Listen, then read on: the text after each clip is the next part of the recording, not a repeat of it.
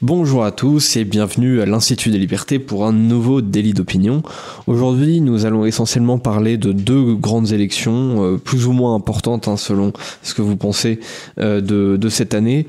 L'une est absolument imminente, il s'agit des élections européennes, donc pour remplir le Parlement européen, qui auront lieu donc le 9 juin. Donc c'est peut-être la dernière émission qu'on pourra diffuser avant le scrutin. Et l'autre élection dont je voudrais parler d'abord, c'est l'élection américaine. Voilà, pour rappeler un petit peu où on en est. J'avais fait un petit rappel, je crois que c'était début mars, quelque chose comme ça. Depuis, les sondages les différentes estimations ont un peu évolué. Et donc, je voulais en reparler, peut-être parce que je pense que c'est sûrement la dernière fois qu'on en parlera, peut-être avant les vacances de cet été, donc il me semblait plutôt faut peut-être pertinent. parler de l'élection britannique aussi qui aura lieu le 4 juillet, ça va être intéressant. Alors ça. oui, tout à fait, je comptais le faire, je pense, la semaine prochaine ou pendant le mois de juin, parce qu'effectivement maintenant, jusque-là on savait pas encore quand elles allaient avoir lieu exactement. Maintenant on a la date, et puis on a aussi quelques estimations des voix, pas des voix mais des votes possibles, et effectivement la campagne en Angleterre, au Royaume-Uni de manière générale, a commencé, et ça va être une élection effectivement assez intéressante, je pense. Notamment, on va voir ce qui se passe à droite entre le Reform UK, le parti du Brexit, et les conservateurs. Est-ce que Reform UK va réussir à s'imposer dans quelques circonscriptions? Ça va être un peu la grande question. C'est pas tellement ça la question. En Angleterre, c'est un système uninominal à un tour. Ouais, winner takes all. Le winner takes all, c'est-à-dire que vous votez une fois et puis c'est tout.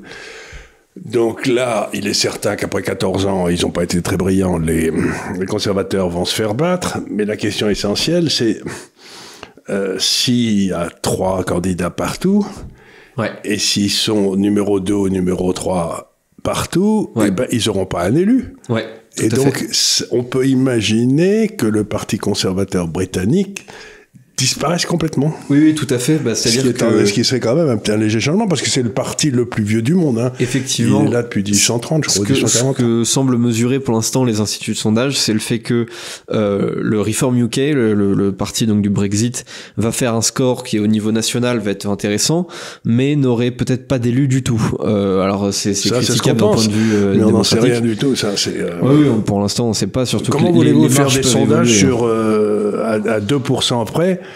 Puisque c'est à peu près avec 3 candidats, c'est pas possible quand même. Oui, bien sûr. Et puis surtout qu'il y a énormément de circonscriptions au Royaume-Uni, donc c'est difficile. Et puis tout le monde va bien se taire, surtout.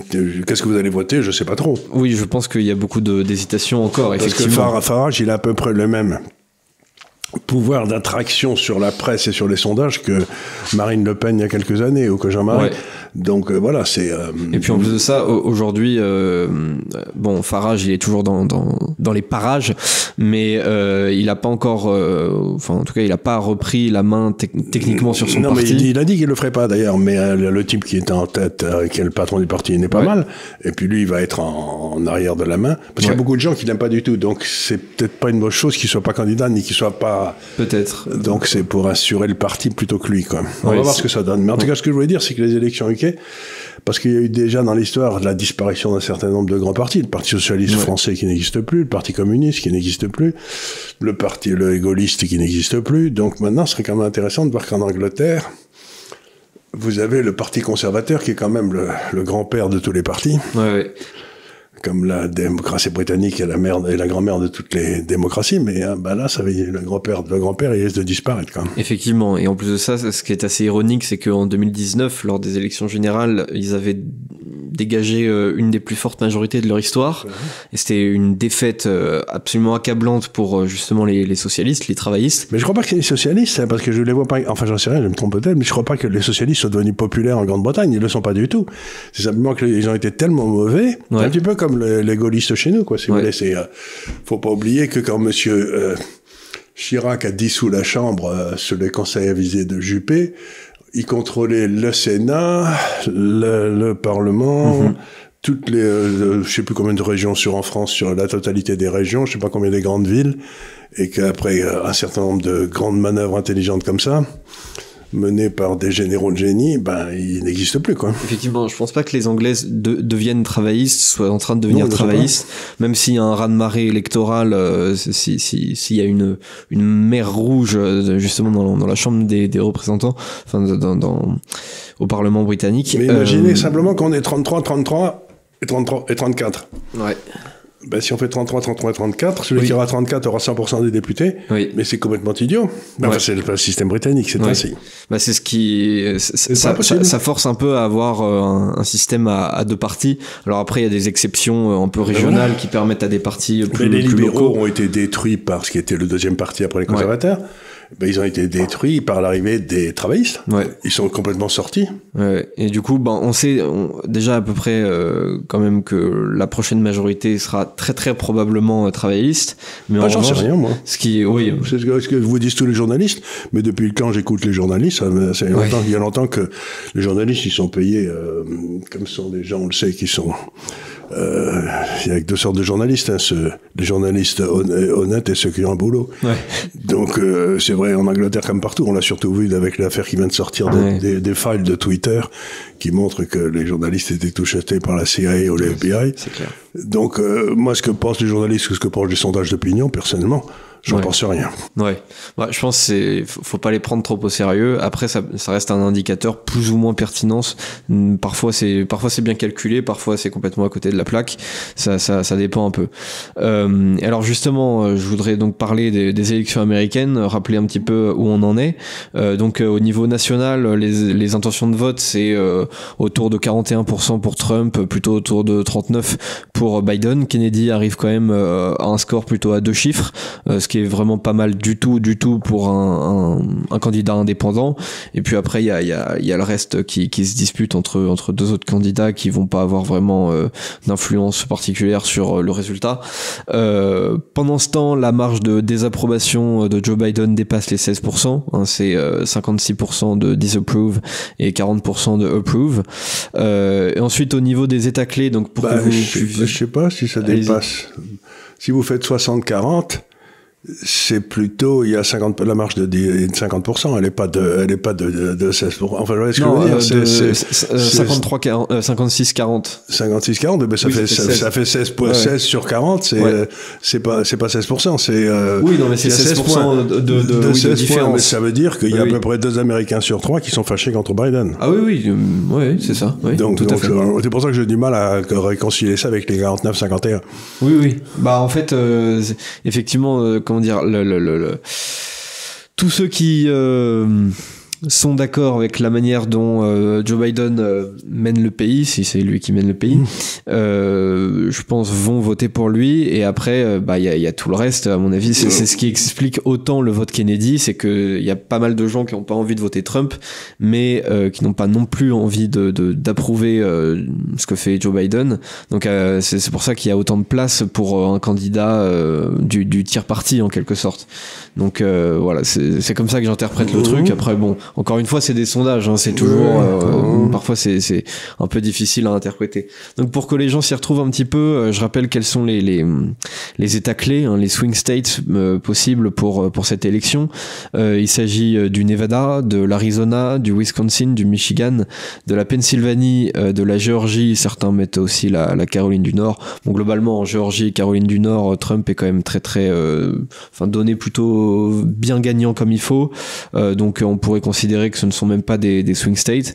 Enfin bon, ça reste quand même à vérifier parce que on sait jamais. Donc voilà, moi c'est ma liste en tout cas des swing states. Donc c'est à chaque fois dès que je veux suivre un peu où on en est au niveau de l'arithmétique électorale, je regarde ces états-là et puis après je regarde quelles sont les marges avec les sondages agrégés. Dont les Français parlent pas parce qu'ils connaissent pas la Constitution américaine, ce qui est pas nouveau. Ouais. L'élément le plus important, c'est que si il n'y a pas de majorité dans 5 États, à ce moment-là, c'est avec Kennedy qui empêcherait une majorité dans 5 États. À ce moment-là, il n'y a pas un des deux candidats qui sans doute qui pourrait avoir 26 États. Et s'il n'y a pas un des candidats qui a 26 États pour être élu, eh bien à ce moment-là, c'est la Chambre des représentants qui décide le président. Ouais. Donc, on est en train de dire ils vont faire 46, 25, etc. Mais la question essentielle, c'est dans combien d'États Kennedy a-t-il pu s'inscrire Et dans combien de ces États va-t-il empêcher un des deux candidats d'avoir la majorité? Et ça peut être un élément où ce serait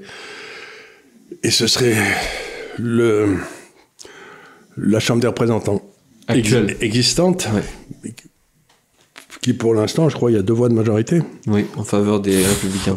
En faveur des Républicains, donc ça risque d'être chaud. Ouais. Après, encore faut-il que Kennedy arrive à s'imposer. Pour l'instant, pas de s'imposer, c'est qu'il n'y ait pas une majorité. C'est-à-dire que s'il y a dans 5 États où il y a des 2 candidats qui remportent pas la majorité des voix, donc à ce moment-là, 5 États ne peuvent à la limite pas voter. Et à ce moment-là, ça passe au Congrès. Ouais, ça c'est une possibilité, effectivement. Évidemment, parce qu'il va peut-être faire 15 ou 16% dans un certain nombre d'États, et à ce moment-là, pouf. Oui, c'est-à-dire qu'effectivement, comme j'ai dit, il est autour de 10, mais maintenant, il y a des États dans lesquels il est plutôt donné à 5-6, et d'autres dans lesquels il est donné à plutôt 13-14. 13-14, et s'il y a 5 de ces États, et si du coup aucun des deux candidats ne réussit à gagner, des 2 autres ne réussit à avoir 50% des voix, à ce moment-là, pouf, ça passe en... Ouais. Donc ça va être un truc qui peut durer... Ouais, effectivement, on risque un peu comme la dernière fois de pas avoir les résultats à 6h du mat, quoi. Ouais, mais non, surtout la dernière fois, à 6h du mat, ils étaient tellement occupés à frauder dans tous les sens qu'ils n'avaient pas le temps de filer les résultats. Je crois que, c'était très frustrant. C'était en Arizona, je crois, où il a fallu attendre 3 semaines ou 1 mois, je sais plus combien. C'était en Géorgie aussi. Ouais, en Géorgie, il y a eu plusieurs bureaux de vote. On attendait, en fait, on avait les résultats de tout l'État, mais on attendait sur quelques comtés en particulier. J'en pouvais plus de regarder la carte toutes les heures, à chaque fois, on n'avait pas les résultats, c'était extrêmement frustrant. Donc bon, voilà. Et alors pour vous tenir un petit peu informé, justement, encore une fois, bon, vous aimez pas trop les sondages, mais moi je regarde un peu quand même. Donc sur les États clés, dans l'Arizona, Trump est donné avec tous les sondages agrégés. Et je regarde ça, pas des instituts en particulier. Je regarde tous les sondages agrégés et je fais la moyenne. Dans l'Arizona, Trump est donné avec globalement 4 points d'avance. Dans le Nevada, c'est avec 5 points d'avance. Dans le Wisconsin, pour l'instant, on a une bonne égalité parfaite. Dans le Michigan, Trump est donné gagnant avec 1,1%, donc une marge assez faible. En Pennsylvanie, Trump est donné gagnant avec 2,3%. En Caroline du Nord, Trump est donné gagnant avec 5%. En Géorgie, Trump est donné gagnant avec 4%. Et à chaque fois, ces marges sont généralement un peu plus larges lorsqu'on ajoute Kennedy dans le calcul. D'ailleurs, en fait, il faudrait l'ajouter à chaque fois. Donc, par exemple, dans l'Arizona, ça passe de 4,1 points à 5,4 de marge pour Donald Trump. Donc voilà, en général, présence de Kennedy, il faut qu'il batte Biden, c'est probable, mais il faut qu'il batte Biden et qu'il fasse 50%. Oui. Alors après, en général, dans les États que j'ai cités, pas tous, mais globalement, surtout Caroline du Nord, Géorgie, Arizona, Nevada, ils devraient faire la majorité. Après, en revanche, effectivement, pour le Wisconsin, Michigan, Pennsylvanie, c'est pas donné. Oui, si on a que 3, ça va. Si on a que 3, ça va. Et après, bon, là, j'ai regardé que les États clés, j'ai pas regardé les autres États, mais normalement, du coup, dans les autres États, les marges pour chacun devraient être plus importantes, donc les 50% devraient être franchis. Mais effectivement, ça reste à surveiller parce que encore une fois, bon, on peut vous donner à 52%. Si le jour du vote vous êtes à 49, bah du coup, effectivement, ça. C'est dans la marge d'erreur. La marge d'erreur pour des sondages de cette nature, c'est à peu près 2% dans chaque sens. Oui, surtout que ça. Quand même, ça peut bouger assez vite parce que mais plus on se rapproche de l'élection, plus ça bouge, bien sûr. Ouais. C'est-à-dire que début mars, j'étais vraiment très confiant. Trump avait des grosses marges dans tous les États que j'avais cités à peu près, sauf encore une fois le Wisconsin et le Michigan. Et depuis au mois d'avril, Biden était remonté un peu partout et j'ai commencé à trembler un peu. Et là, depuis, Trump redessine une bonne marge. Donc voilà, ça bouge. Ça veut pas dire que ce sera le résultat. Encore une fois, les sondages, c'est pas des prévisions de résultats, c'est quels seraient. Mais si c'était des prévisions de résultats, on n'aurait pas besoin de voter. Ah oui, oui, effectivement. Et puis si c'était des prévisions de résultats, ils se tromperaient pas mal de fois parce que les sondages évoluent, ça change. Il y a des dynamiques électorales, il y a des campagnes. Et puis aussi, forcément, les gens ne répondent pas de la même manière à 6 mois de l'élection qu'à 2 semaines. Voilà, forcément, ça laisse place à aussi un petit peu plus de fantaisie. Plus vous êtes loin de l'élection, plus vous pouvez vous permettre de répondre des choses un peu fantaisistes. Un autre truc que j'aime bien regarder aussi, c'est les marchés de paris événementiels. Parce que les gens qui sont dans ces milieux-là sont, pour le coup, skin in the game. Oui, absolument, ils avaient de l'argent, oui. Voilà, c'est-à-dire que, par exemple, vous avez une plateforme comme Polymarket, qui est... Alors, ce genre de plateforme, c'est interdit en France, mais moi, je trouve ça assez rigolo. Mais c'est permis à Londres. Hein. Je veux dire, vous pouvez parier à Londres sur les élections françaises, si vous voulez. Ouais. Oui, tout à fait. Et donc, vous pouvez parier sur tout un tas d'événements sur Polymarket. Et bon, des événements vraiment importants sur lesquels il y a beaucoup de paris, c'est les élections, parce qu'on a accès à tout un tas. Pourquoi c'est interdit en France ? Bah, je sais pas exactement. Peut-être qu'on considère que c'est trop dangereux, qu'on peut perdre trop d'argent, j'en sais rien. Ça doit être ça, j'imagine, l'explication. Mais qu'est-ce qui leur donne le droit de m'interdire de risquer mon pognon comme je veux ? Et écoutez, je sais pas, parce que c'est pas interdit de jouer au loto, c'est pas interdit de jouer au paris tous sportif. Ces gens-là, ils perdent mon pognon tous les jours, là, avec leur déficit à la con, etc. Je vois pas en quoi quel est leur droit qui m'interdire, et qu'est-ce qui leur donne le droit de m'interdire de perdre mon pognon ? Ils le perdent, mon fric. Ouais. Qu'est-ce qu'ils ont chez mes enfants et chez mes petits-enfants ? Ils le perdent pour que vous n'ayez pas à le perdre. Ça, c'est très important. Non, mais ils perdent mon fric, je veux dire. La première des choses, c'est pas interdire les paris. Il faut pas interdire les paris. Il faut interdire le déficit constitutionnellement, comme c'est tout. Ça c'est que nous, on leur interdise quelque chose, parce que leur passent leur temps à nous interdire des trucs.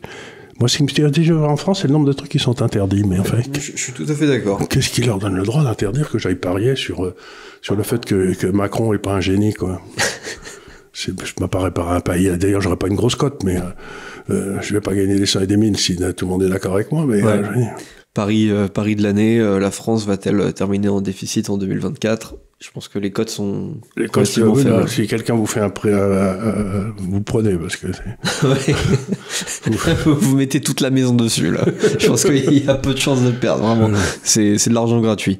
Et donc, sur cette plateforme, en fait, pour vous expliquer un peu, c'est une sorte de mix entre les marchés financiers et les paris sportifs, parce que contrairement aux paris sportifs, en fait, vous pouvez revendre votre position avant le terme, alors que quand vous faites le pari sportif, vous pouvez pas vendre votre pari, en quelque sorte, vendre votre contrat. Racheter un autre, l'inverse.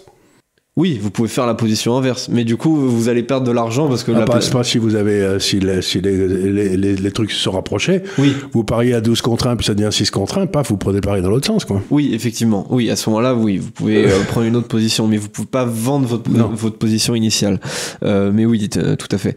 Alors que là, vous pouvez vous dire, par exemple, la cote, j'en sais rien, de Michelle Obama, mais vous pensez pas forcément que Michelle Obama va remporter l'élection, mais vous dites que sa cote va augmenter. Donc là, par exemple, vous prenez une position sur Michelle Obama et puis ensuite vous la revendez quand vous pensez qu'elle est au plus haut. Et donc là, ça fonctionne un peu comme les marchés financiers, mais sur des événements. Donc c'est une sorte de mix, je trouve, entre les marchés financiers et les paris sportifs.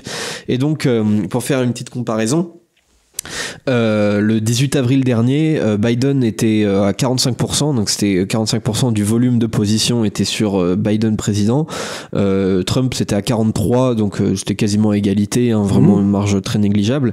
Et aujourd'hui, donc un petit peu plus d'un mois plus tard, ça a vraiment beaucoup évolué, puisque Trump est à 57% du volume de position et Biden 37%. Donc avec une marge de 21 points en faveur de Trump, ce qui pour le coup est assez énorme. Donc ça veut dire que vraiment les gens qui sont prêts à mettre de l'argent sur ce qu'ils pensent que tel ou tel événement va arriver ou pas, se positionne beaucoup plus depuis un mois sur Trump que sur Biden.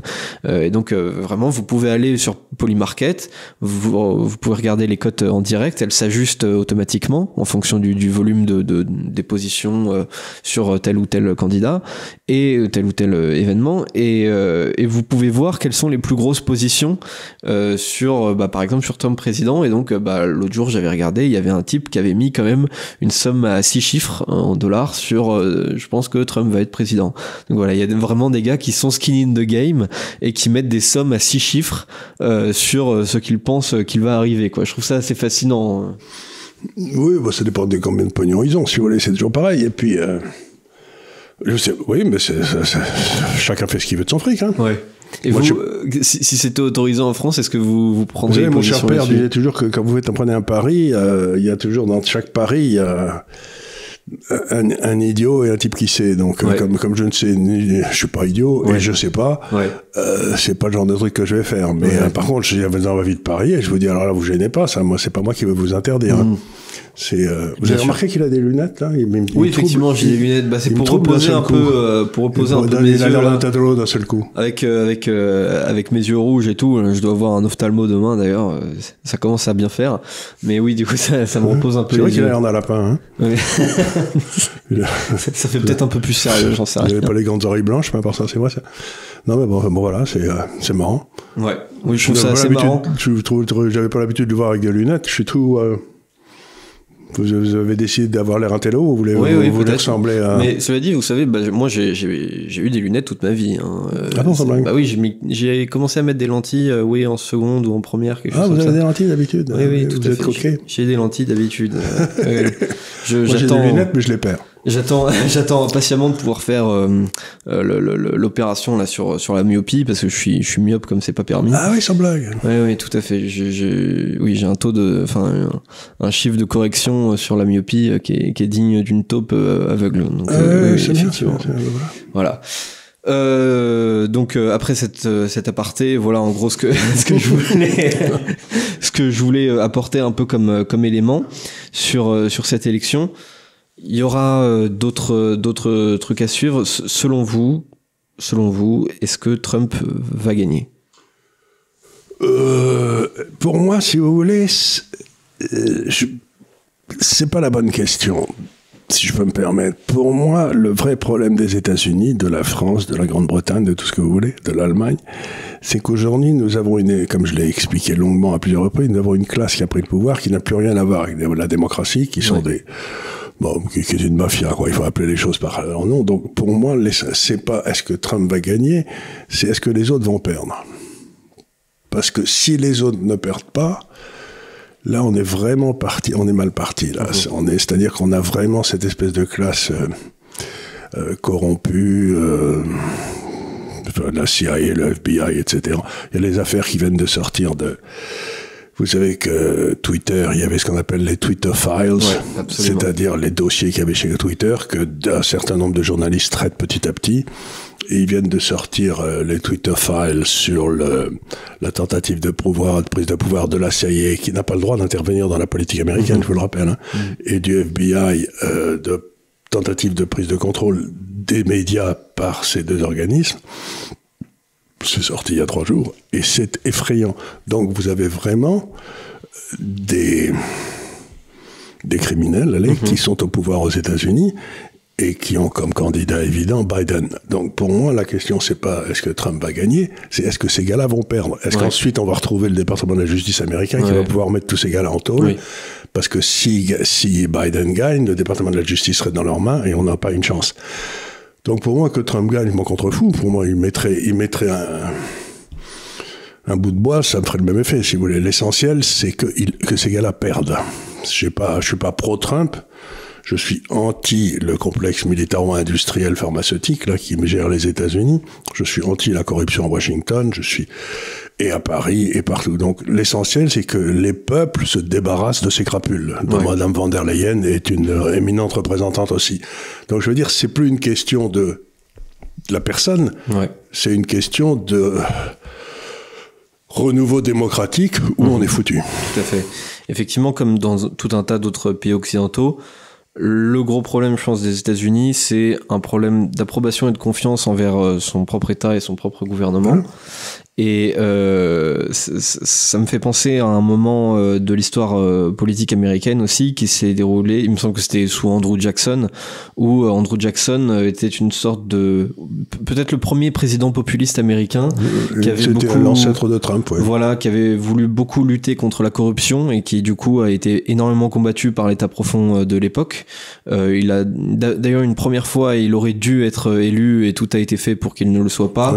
Au final, il a réussi à accéder à la Maison Blanche, il a eu tout un programme anti-corruption, etc.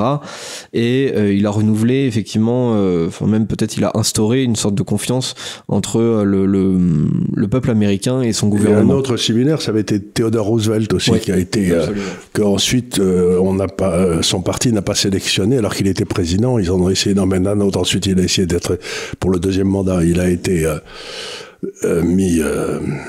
il a fait ça en troisième candidat, mais il n'a pas été élu. Donc, encore une fois, si vous voulez, c'est pas la première fois que l'État américain est capturé par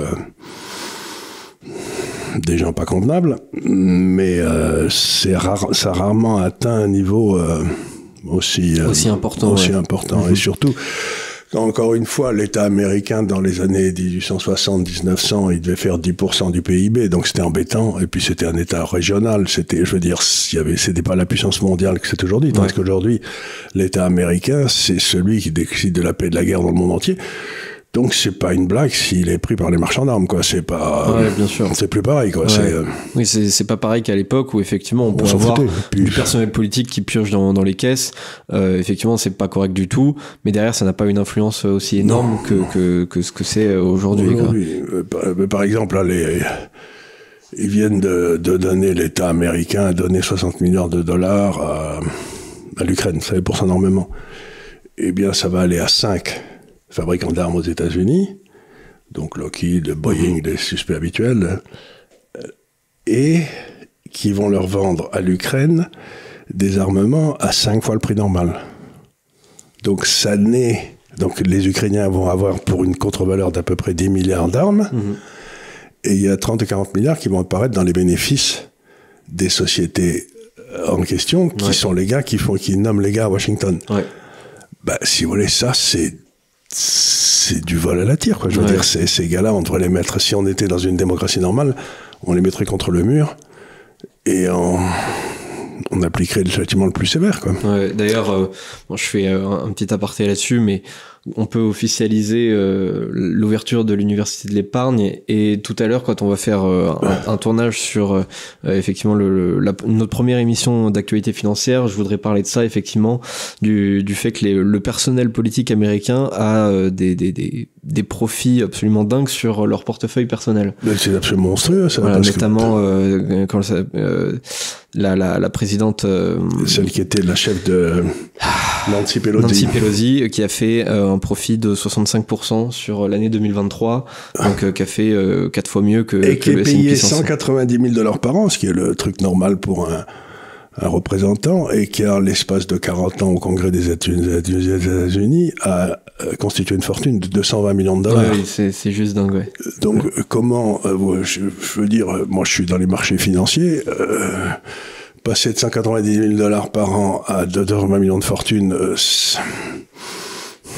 c'est simple, en 2023, elle a fait du coup 7 fois mieux que Warren Buffett. Voilà. C'est vous dire à quel point c'est une investisseuse de génie. C'est une investisseuse de la façon, c'est donc elle va dire on va permettre ce médicament, et elle achète le fabricant la veille, quoi. Voilà, exactement. Donc, en fait, ils n'achètent même pas, d'ailleurs, son mari, ils n'achètent pas le médicament. Ils achètent des options sur le titre. Et donc, vous savez, quand vous achetez une option, vous mettez un petit peu de pognon, puis poum, quand vous passez, vous pouvez faire 10 fois, 100 fois votre mise. Donc, ils achètent même pas le titre, ils achètent une option d'achat sur le titre, ce qui est doublement interdit dans la législation américaine. Mais quand ils ont fait la réforme de la sécurité sociale, les parlementaires américains, qui était soi-disant ce qui allait changer, ils l'ont appliqué à tout le monde, sauf à eux-mêmes. Parce qu'eux, ils avaient un bien meilleur système. Donc, si vous voulez, fallait pas déconner, quoi. Donc, encore une fois, on retrouve ce truc... faites ce que je fais, mais faites ce que je dis, mais faites pas ce que je fais. Parce que eux, ils se servent, mais alors... Et républicains ou démocrates, c'est à peu près pareil. Oui, tout à fait. Même si, pour le coup, forcément, comme les démocrates sont globalement au pouvoir, c'est les représentants démocrates qui ont en moyenne un meilleur score sur leur portefeuille. Mais effectivement, les deux font très bien. Ils font mieux que le S&P 500 en moyenne. Enfin, voilà. Donc oui, on va devoir, si Trump arrive à la Maison Blanche, il va falloir effectivement nettoyer pour de bon l'État profond. Oui. Et d'ailleurs, c'est ce qu'est en train de faire à un certain degré, comment ça s'appelle, Nayib Bukele au Salvador. Il est en train de faire toute une enquête anti-corruption sur tout le personnel politique du pays. Et à mon avis, ça va ne faire qu'augmenter sa cote de popularité parce que les gens apprécient la démocratie. Et à mon avis, Milei, là, il est bien parti aussi en Argentine. Ah oui, il est en train de faire. Il a dit du mal du premier ministre espagnol, non pas du premier ministre espagnol sans le nommer, mais de sa femme, qui s'était fait prendre les mains dans les pots de confiture là. Et donc le premier ministre espagnol a réfléchi 4 ou 5 jours avant de savoir s'il devait démissionner ou pas. Mais en fait. Donc pour passer ensuite au second sujet, on va du coup être assez concis là-dessus. Il y a les élections européennes qui arrivent, donc le 9 juin, le dimanche 9 juin, on va voter pour ceux qui veulent aller voter. Alors les débats se multiplient, je regarde pas tout parce que là ça prendrait un temps fou. Les sondages commencent à s'ajuster un peu, le RN est donné à plus de 30%, jusqu'à 34% dans certains sondages comme le Odoxa qui est sorti ce matin là quand on fait le tournage. Renaissance fait plutôt de la brasse coulée aux alentours des 16%, parfois ils sont même donnés bien en dessous. Le Parti Socialiste de Glucksmann surfe autour des 14. Ensuite, on a la France Insoumise autour des 7, Écolo autour des 6, les Républicains autour des 7, Reconquête quelque part entre 4 et 7% aussi. Et puis après, en dessous, on a le PCF, le NPA, le Parti Animaliste, et puis les listes de Philippot, Asselineau, etc. Et puis toutes les autres listes qui ont pas vraiment d'importance. Est-ce que vous pensez que ces sondages vont être proches de la réalité ou on va avoir des grosses surprises? Ça dépend. Vous savez, les gens n'allaient pas voter. Ouais. Donc ça dépend cette fois-ci, est-ce qu'ils vont aller voter? Parce que pour une fois, ils doivent aller voter. Ouais. C'est tout à fait évident. Apparemment, il semblerait que ils vont voter un peu plus que d'habitude, mais ça va pas être un raz-de-marée non plus. Et ça, on n'en sait rien non plus. Mais ça, c'est ce que disent les gens, on verra. Ouais. Mais parce que ça peut changer. Donc, pour moi, si vous voulez, c'est tout simple. C'est une vieille idée que j'ai développée ici depuis un certain temps. Ça fait 10 ans que j'en parle, j'imagine, maintenant. Vous avez les hommes des arbres et les hommes des bateaux. Vous savez, vous m'avez entendu développer cette idée 10 fois. C'est en Polynésie, les hommes des arbres, ils restent dans leur île, là, ils restent sur le cocotier, ils attendent que la noix de coco tombe, ils sont très contents, ils bougent pas. Et puis les hommes des bateaux, ils coupent l'arbre, et puis ils en font une pirogue, ils vont voir si l'île d'à côté est pas mieux. Donc les hommes des arbres, c'est les souverainistes, mettons, et puis les hommes des bateaux, c'est les mondialistes. Donc, pour moi, cette élection, c'est celle des mondialistes contre les souverainistes. Dans tous les pays d'Europe. L'Allemagne, l'Angleterre, partout. Donc, pour une fois, les souverainistes ont la possibilité d'avoir de l'impact. Donc, vous savez qu'on a été gouverné par une espèce de ventre mou complètement corrompu, dont Mme van der Leyen est le parfait exemple, avec les chrétiens démocrates et les sociodémocrates, qui sont d'ailleurs ni chrétiens ni sociaux, mais ni démocrates d'ailleurs, mais qui sont près de l'assiette au beurre, comme les radicaux autrefois, quoi. Comme les radis. Mais si j'ai quelque chose à dire aux gens, si ils prouvent que ce que je vais dire est peut-être intéressant pour eux, j'en sais rien. Je sais pas pour qui vous allez voter, mais je sais pour qui vous ne devez pas voter. Vous ne devez pas voter pour les socialistes. Monsieur Glucksmann est une ordure considérable. J'ai suivi tout ce qu'il a fait en Géorgie quand il y était il y a quelques années. Il est tout à fait compétent pour être dans un truc corrompu, quoi. Vous devez pas voter pour le parti du président, ça va sans dire. Vous pouvez pas voter pour les partisans de M. Bayrou, je sais pas qui ils sont, mais il doit y en avoir un ou deux qui traînent dans une cabine téléphonique quelque part là. Ils sont avec Renaissance. Ils sont avec Renaissance. Parce que s'ils commencent à se séparer maintenant, ils sont vraiment pas rendus. Ils sont pas rendus, donc je sais pas pour qui vous allez voter, mais vous devez voter pour des gens qui veulent sortir de l'Europe, rendre sa souveraineté à la France, donc pour des souverainistes et des vrais, pas des faux souverainistes. Et dans la catégorie les faux souverainistes, les meilleurs, c'est ce qu'a été le RPR. C'est ceux qui ont le plus trahi, il n'y a pas le moindre doute.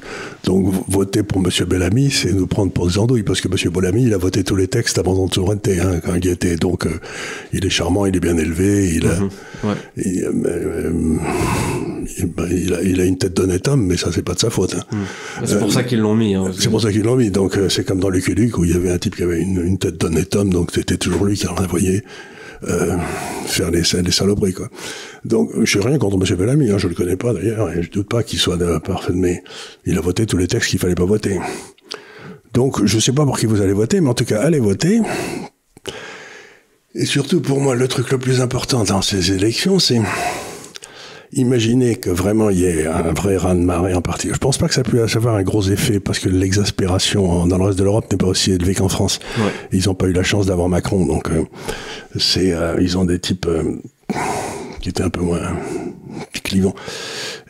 Et pour moi, le truc important, c'est de se dire, bon, mais si par hasard en France, le parti au pouvoir tombe en dessous de 13 ou 14%, ce qui s'est jamais produit, c'est-à-dire si vraiment il est ratatiné, à ce moment-là, les Républicains, le peu de gaullistes qui restent, auront peut-être le courage de voter une motion de censure à la Chambre. Oui, effectivement. C'est à peu près tout ce qu'on peut espérer.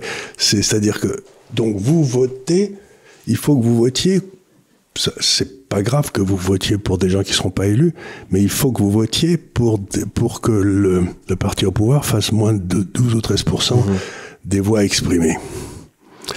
Et après ça, même si vous votez pour quelqu'un qui n'est pas élu, c'est pas grave, mais il faut que ça se passe de façon à ce qu'il n'ait plus aucune légitimité.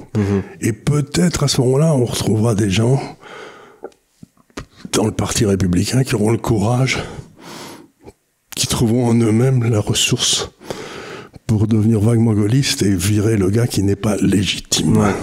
Effectivement. Donc on a une occasion inouïe de se débarrasser pas de Mélenchon, de Mélenchon aussi d'ailleurs, mais de Macron. Ouais.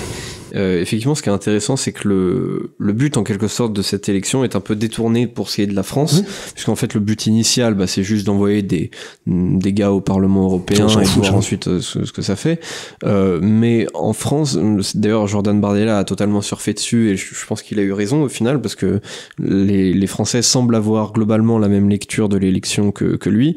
C'est-à-dire que pour lui, c'est une sorte de référendum pour ou contre Macron. Voilà. Et effectivement, si le RN fait plus de 2 fois plus que le résultat de Renaissance, ça la fout vraiment mal. Non, mais surtout, il faut que Renaissance soit perçue comme totalement illégitime, comme de totalement manière indiscutable. Illégitime, mais parce que c'est pas les gars qui vont voter RN qu'il faut, c'est pas ce qu'il faut, c'est les Ciotti, c'est tous ces gars-là qui ont eu l'occasion de se débarrasser avec lui. Ils ont pas voté les motions de censure.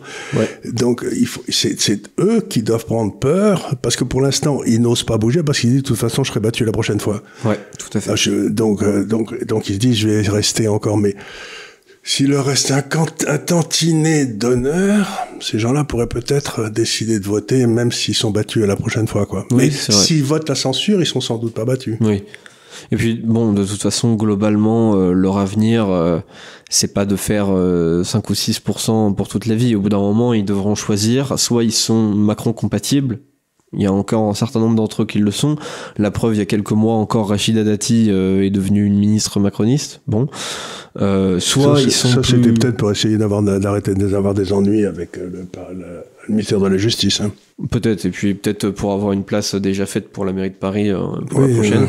C'est sûrement ça. Elle était quand même l'objet d'un certain nombre de poursuites qui étaient un peu gênantes. Quoi. Ouais. Et comment dire, d'autres... franchement, ont l'épaisseur d'un papier de cigarette entre ce qu'ils pensent et ce que peut-être Zemmour pense ou ce que Marine Le Pen, Jordan Bardella pense. Donc bon, ce parti est vraiment... La question c'est, il faut que les hommes des arbres, qui sont largement majoritaires, fassent comprendre qu'en ce qui concerne la gestion de leur île, ils n'ont pas besoin qu'elle soit gérée de l'extérieur. Si j'ose dire, si la Nouvelle-Calédonie décide d'être gérée de l'intérieur, on aura peut-être le droit en France d'être géré de l'intérieur plutôt que d'être géré de l'extérieur. Quoi. Ouais. Ça, on a bien vu que la Nouvelle-Calédonie, enfin, en tout cas, les journalistes de gauche nous ont bien expliqué que la Nouvelle-Calédonie, ils avaient le droit d'être gérés de l'intérieur. Il y a quand même un journaliste qui s'appelle Usul, qui est totalement d'extrême gauche, mélenchoniste et tout, qui a expliqué qu'il devrait y avoir une remigration sur la base raciale raciale en Nouvelle-Calédonie, c'est-à-dire qu'en gros tous les blancs, quelle que soit la date où ils sont arrivés, quelle que soit la date où leurs parents, leurs ancêtres sont arrivés sur cette île, eh bien ils devraient tous revenir en France, voilà, selon un critère racial. Donc c'est quand même étonnant que des gens comme ça nous expliquent. J'ai l'impression qu'il y a des gens dans le personnel politique en France, dont ce journaliste dit le plus grand mal, qui pensent la même chose. Oui. Mais pour la France. Oui, pour la France, oui. Donc et encore, il y a quand même relativement peu qui pensent la chose en France sur le statut racial, quand même. C'est quand même, ça existe, mais c'est quand même assez rare. Enfin voilà, c'est globalement ce que je voulais évoquer pour cette semaine. Et puis l'idée, encore une fois, c'est aller voter. On s'en fout pour qui vous votez, mais votez pour que les souverainetés reviennent en France. Voilà. Et c'est pas grave si celui pour qui vous votez n'est pas élu. Faites-lui une petite valeur, votez pour lui. C'est pas grave s'il n'est pas élu, parce que ce qui comptera, c'est le nombre de gens. On fera le somme des souverainistes. Effectivement. Même s'il n'en a aucun élu, ça n'a aucune importance. Le vote utile est une imbécilité. Parce que vous ne votez pas pour que des gens aillent là-bas. Ouais. Vous votez pour que Macron s'en aille. Oui. Donc votez, ça n'a aucune importance. Vous votez comme vous voulez. Comme vous voulez. Effectivement, le vote utile, c'est une imbécilité. Pour le coup, s'il y a bien un vote défouloir où il n'y a pas tellement de vote utile, c'est l'élection européenne. Peut-être autant en profiter. C'est l'occasion. Voilà. C'est l'occasion de vous défouler. Et pas de vous défouler, de se débarrasser de ce gars-là. Oui. Et pas de snobisme électoral, s'il vous plaît. Allez voter si vous avez envie de voter. Ne vous moquez pas de ceux qui vont voter en leur disant voilà, vous participez à cette mascarade électorale qui sert à rien, etc.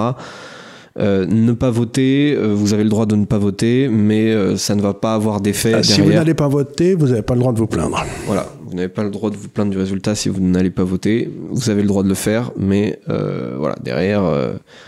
faut pas s'étonner des résultats. Donc voilà pour ce délit d'opinion. Sur ce, là on va se mettre à plancher encore une fois sur l'université de l'épargne. Hein. Qu'est-ce que ça nous donne comme boulot ce truc-là? Oui, effectivement. Qui a eu cette idée stupide? Je crois que c'est vous, chef. Non, je crois que c'est Manuel. Oui, effectivement, c'est pas faux. Mais c'est quand même très sympa de bosser pour moi, je suis très content. Franchement, moi aussi, je suis très très content. Donc sur ce, je vous dis à très bientôt sur l'Institut des Libertés. Encore une fois, ces émissions sont disponibles en format podcast sur Deezer, sur Spotify et sur Apple Podcast. Nous sommes disponibles nous sommes présents sur tous les réseaux sociaux. Et puis, vous pouvez... il y a des acharnés parce que la personne qui s'occupe de mettre ça sur vous savez, Clément, c'est tout, il était en train de bosser sur la façon de vous accepter, de vous faire payer, etc. Et il y a un certain nombre d'entre vous qui ont trouvé où il était et comment il était en train de bosser et qui sont inscrits en avance.